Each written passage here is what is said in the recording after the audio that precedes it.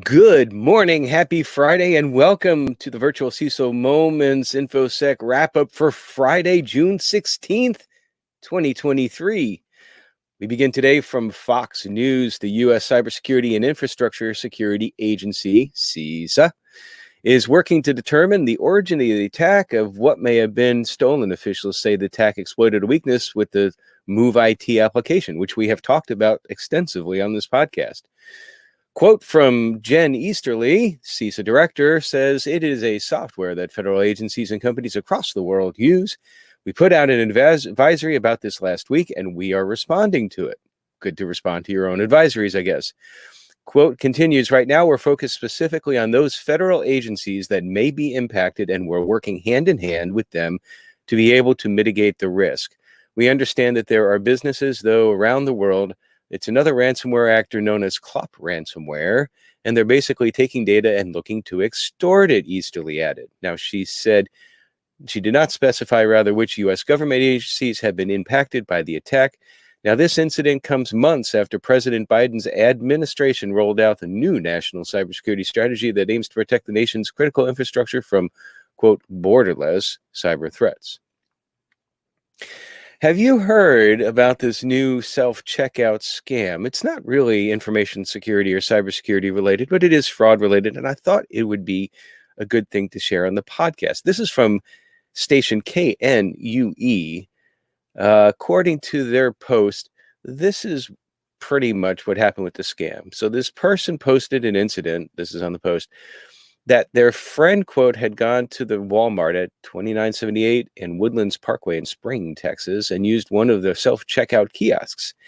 The friend allegedly noticed that her items rang up to be more than they reasonably should have been. So she double-checked the receipt and noticed a couple of red flags. How many of us actually check our receipts nowadays when we do self-checkout? I got to think about that.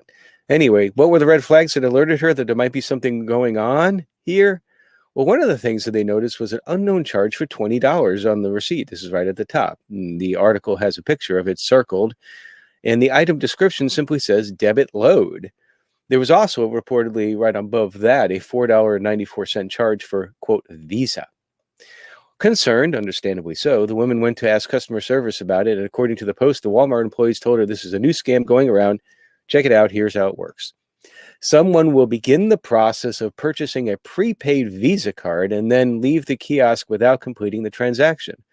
They'll wait for someone to come and start checking out, hoping they'll remain unaware that there's an unpaid card already in the system. In this particular case, the guy responsible was allegedly still hanging out in the store, and security footage did lead to his arrest.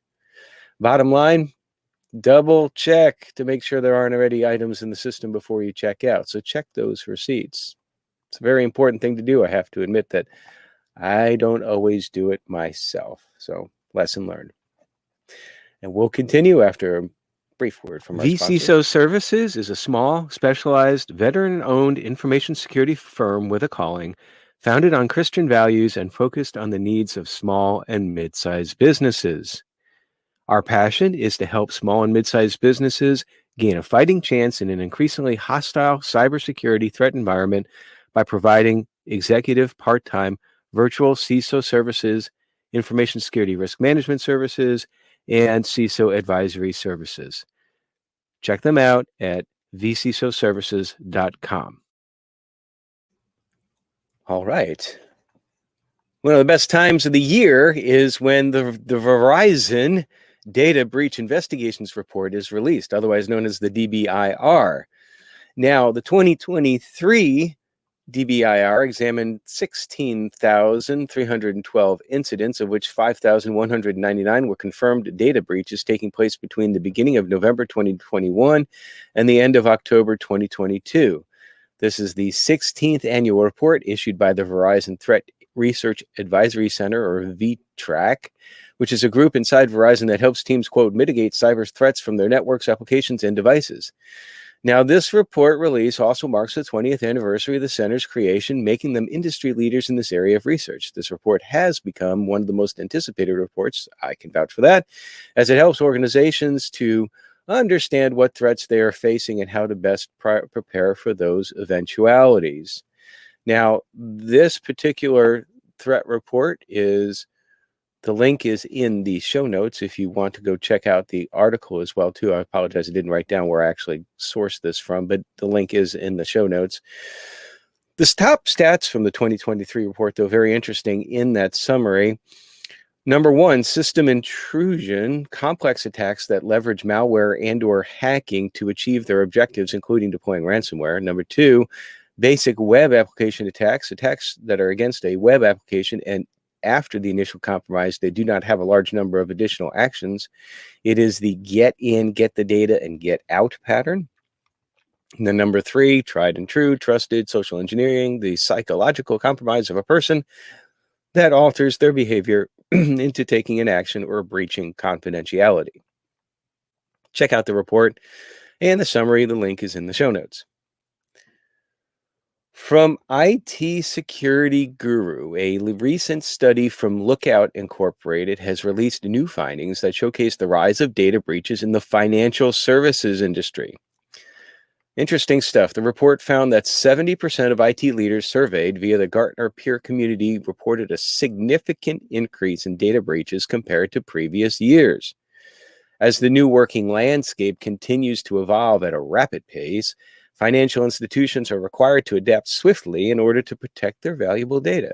And so as the attack surface continues to evolve, organizations are finding it difficult to protect their data efficiently and effectively, which is why they say, according to this article, the following key themes demand immediate attention. First one, threat detection and data control struggles. The article notes that nearly half of organizations, or 47%, struggle with the heightened difficulty of detecting and mitigating threats, while about 1/5 face a significant lack of control over their applications and data. Next up, navigating complex security tool landscapes. Organizations struggle to navigate the intricate landscape of multiple security tools and vendors, with 55% facing challenges in achieving effective data protection. Yes, sometimes you have tool sprawl, multiple tools doing the same thing and multiple tools not doing anything related to a particular gap. Next one, skill shortages and data protection. The scarcity of skilled security professionals presents a significant obstacle, according to the article, affecting 41% of organizations, prompting a need for organizations to invest in talent development, training programs, and strategic partnerships to build a competent workforce capable of safeguarding valuable data assets. Next, strengthening access controls. More than half of organizations grapple with the level of detail allotted by their access controls and would benefit if it was more in-depth. And then finally, hybrid infrastructure and complex IT stacks hinder security. They say here that 82% of organizations have a hybrid infrastructure, combining cloud and on-prem data storage. More than half the organizations face challenges with various security products that do not work well together. And also it creates this is my ad, creates a little bit of a challenge, as far as understanding where your data is, because if you don't know where it is, you can't protect it. That's one of the fundamental truths of information security. You might remember a little bit about this. Infosec magazine reports that a zero-day vulnerability in the Barracuda Email Security Gateway, ESG, remember we talked about that? It was discovered in late May. Well, it was exploited in a Chinese espionage campaign from October 2022, according to Mandiant. That's why it's very important to patch these things when these things happen. The Google-owned threat intel firm revealed in a new report yesterday that the new threat actor UNC 4841 began sending phishing emails as far back as October 10th last year. So that was before, obviously, this was announced. Those malicious emails contained file attachments designed to exploit the Barracuda bug CVE 2023-2868 to gain initial access to vulnerable appliances. It added, once a foothold had been established, the group used saltwater, seaside, and sea spray malware to maintain a presence on the devices by masquerading as legitimate Barracuda ESG modules or services. Now, Barracuda did discover, as we reported here, the campaign on May 19th and released patches to contain and remediate the threat 2 days later. However, the threat group switched malware and deployed new persistence mechanisms to maintain access, this according to Mandiant. And then finally, I have got a list for you today. It's been a little while since I've fallen upon a list that I thought would be appropriate to share. Well, this one was pretty easy this morning. Today's list comes from Dark Reading, And it is 10 important security tasks you shouldn't skip. Now, for those of you who may not be familiar, or if you happen to forget what this segment is that I do occasionally, is that if I find a list that's in cyber or information security that I think is interesting from a title point of view, then I'll present it here without reading it first. So you'll get my initial reaction right off the top. So 10 important security tasks you should not skip. Number one, I'm sorry, I'm bringing it up right now. Formalizing policy. Yes, you definitely need to take time to get policy right. It is necessary. Having a formal policy codifies the rules of the game with an enterprise. Agree with that. Number two, understanding regulations. That's pretty obvious, although sometimes folks miss that. It's one of the things that we do first when we engage with a client is that we determine what regulations and standards they're actually beholden to. Sometimes they're a little surprised that, well, I didn't think that maybe we had to worry about GDPR, but we're not in Europe. But yeah, you got to check that out. Number three, staying the course. While it's difficult to stay on track and implement strategic initiatives despite tactical distractions that may arise, it is essential for successful security program. I agree with that. Number four, nurturing relationships. Our relationships with key stakeholders in the business is very important. So, and I would add not only within the business itself, but also external as far as peer contacts go. Very important to have that your network in place in order to share and provide intel and insight. Number five, architecting for the future. It's not easy to account for different possibilities that may arise in the future. However, it is worth the time and energy. I would agree with that. You always want to look, what was it, the Coveyism, beginning with the end in mind. Number six, resisting the quick fix. That's a tough one to do, but it's very important. A lot of times you just want to get back to business. We'll put something in, it's good enough. Well, that's okay if you're mitigating a risk right in the moment, but don't keep that in place as a permanent solution. I would agree with that completely. Number seven, implementing useful training. The key word here to me is useful. A lot of times we look at training as we're just checking the box for compliance. And we really need to get away from that mindset if you haven't already, your organization hasn't already, and really start thinking about what is training that makes sense. Number eight, creating proper documentation. I agree with this line here. The quote from the blog author, I don't think I've ever met a security professional who loves documentation. It is certainly time consuming and can be tedious. True. But have you ever gotten to the point where you want to replicate something that you did maybe 6 months ago and you can't remember how you did it? And because you didn't spend that 15, 20 minutes documenting it, once you finally figured out how to do it and you didn't document it. That's happened to me more times than I would like to admit. So I've learned my lessons as far as documentation, which brings us to number 9 and 10. Number 9, capturing lessons learned.